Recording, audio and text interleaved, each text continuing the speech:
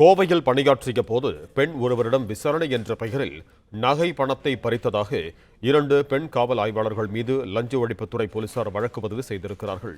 இது தொடர்பான கூடுதல் விவரங்களோடு இணைகிறார் எமது செய்தியாளர் நேசராஜ். வணக்கம் நேசராஜ், உங்களிடம் இருக்கும் தகவல்களை பகிர்ந்து கொள்ளுங்க.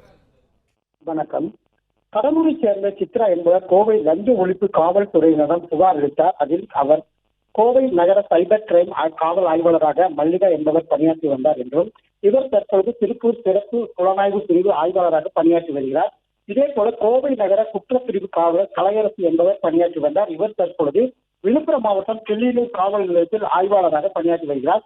கடந்த சில ஆண்டுகளுக்கு முன்பு கோவை பாப்பநாயக்கன் பாளையத்தில் வசித்து வந்ததாகவும், ஒருவர் அவரிடம் ரூபாய் 50 லட்சம் கடன் வாங்கி தரவில்லை என்றும், அவருக்கு நகர குற்றப்பிரிவு காவல் நிலையத்தில் பொய்யான புகார் செய்ததாகவும், இது குறித்து சித்ராவிடம் நகர குற்றப்பிரிவு காவல்துறையினர் விசாரணை நடத்தினார்கள்.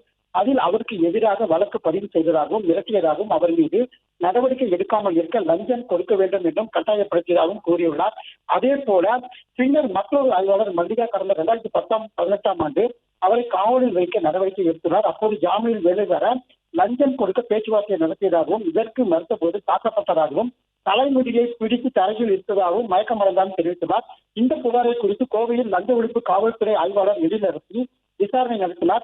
லஞ்ச ஒழிப்பு சட்டப்பிரிவின்படி ஆய்வாளர் கலையரசி மற்றும் மல்லிகா ஆகியோர் மீது வழக்கு பதிவு செய்யப்பட்டுள்ளது.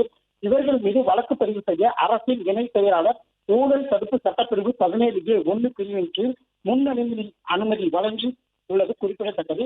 பிளே ஸ்டோர் மற்றும் ஆப் ஸ்டோரில் இருந்து பாலிமர் செயலியை QR கோடு மூலம் பதிவிறக்கம் செய்யுங்கள்.